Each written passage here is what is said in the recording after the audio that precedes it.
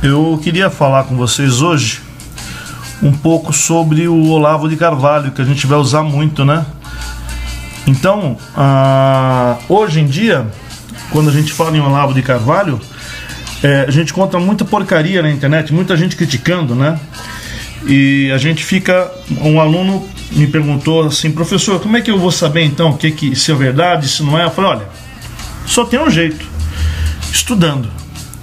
Então, para começar, vamos definir como que nós podemos olhar para o Olavo de Carvalho, não que seja uma única forma de olhar. Primeiro, é um homem importantíssimo para nós no Brasil hoje, tanto em termos de filosofia, certo, quanto em termos da reforma da intelectualidade brasileira.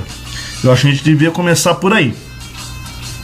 Então, todas aquelas críticas menores que a gente ouve, lê, e tem os vloggers falando lá sobre o Olavo, eu acho que isso daí são coisas assim, absolutamente secundárias. Por quê?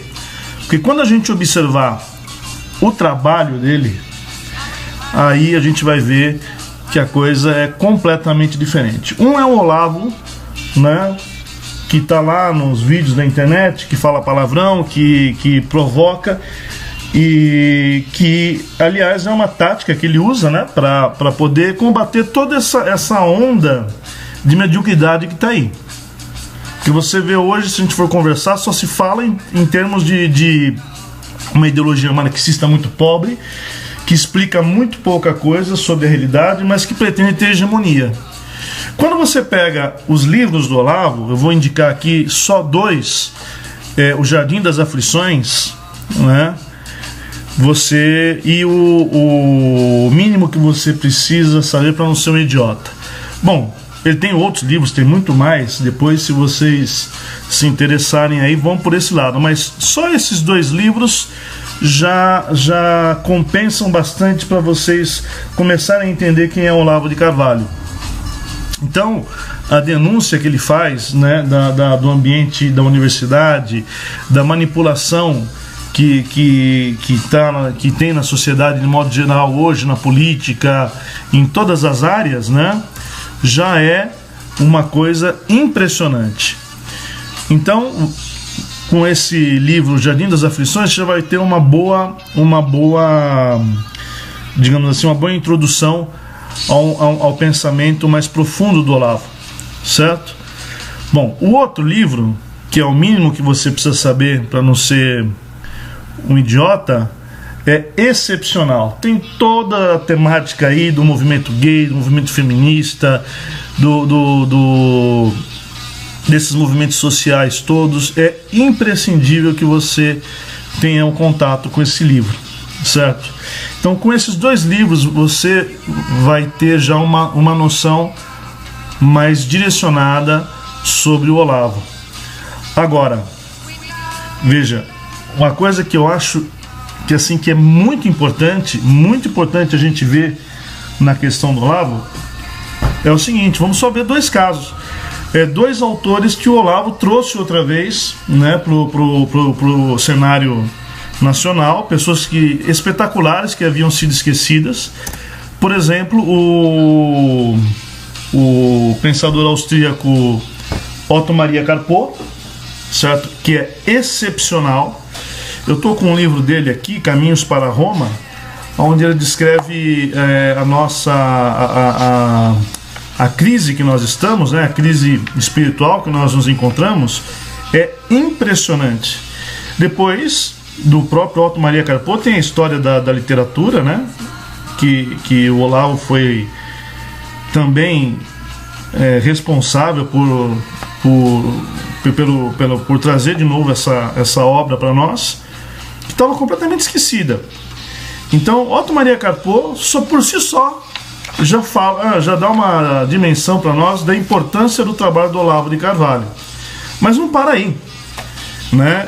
O Olavo de Carvalho também trouxe de volta o Mário Ferreira dos Santos, né? Um grande filósofo brasileiro que praticamente estava esquecido, né?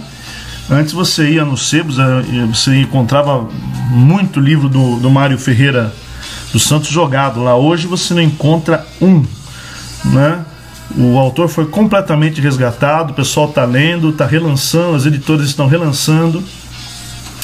Agora, uma outra coisa, né?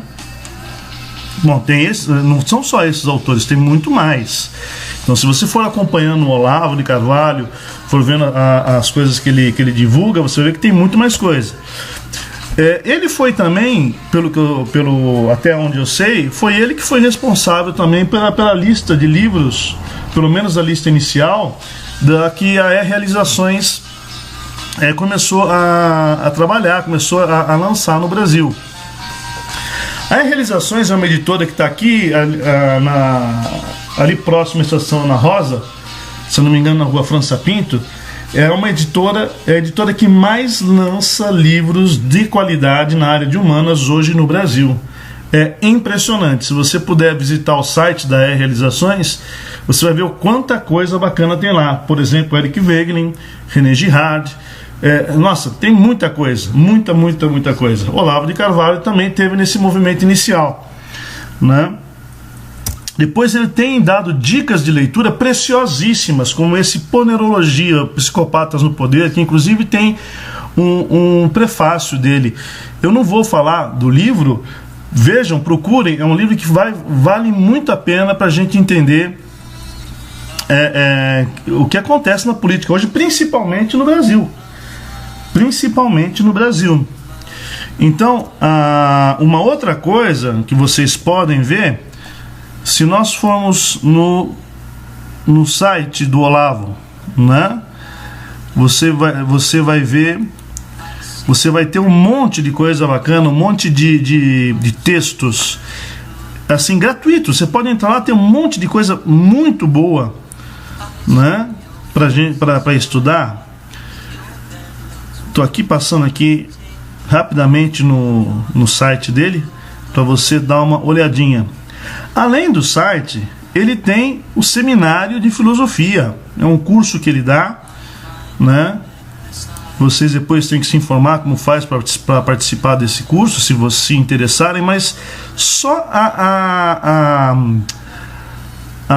as indicações de leitura que ele dá nesse site do seminário de filosofia é uma coisa impressionante, certo?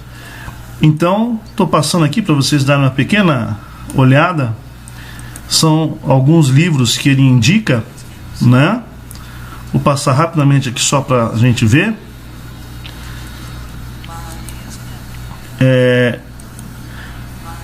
Olha aqui, está indicando o Chesterton, né? Que também é outro autor que depois a gente vai falar um pouquinho.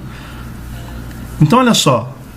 É um material riquíssimo. E, além de tudo, está sendo lançado agora um documentário, né, sobre o Olavo de Carvalho. Tem aqui o Jardim das Aflições. Para o universo inteiro. No processo seguinte, no processo civilizatório, existe a ideia de isolar, controlar e administrar. A salvação humana depende de que alguém controle as coisas. E as tentativas de controle sempre terminam muito mal. Terminam em guerras, revoluções, morticínios, desilusões, decepções sem fim. Então, só por essa pequena apresentação aqui, a gente já fica esperando, né, o filme, o documentário Jardim das Aflições. Já deu para ver o que vai ser. Então, se a gente olhar para o Olavo de Carvalho sobre esse aspecto mais elevado, mais filosófico, eu tenho a impressão que a gente vai tirar muito mais fruto do que ficar se atendo àquelas picuinhas, aquelas coisas que estão mais na internet. Eu acho que é por aí que nós devemos olhar o Olavo de Carvalho. Sem sombra de dúvida, o maior intelectual que nós temos hoje no Brasil. Tudo bem? Então vamos acompanhar por aí, ver as indicações que ele passa, ver as ideias mais elevadas que ele expõe. Tá bom? É isso então.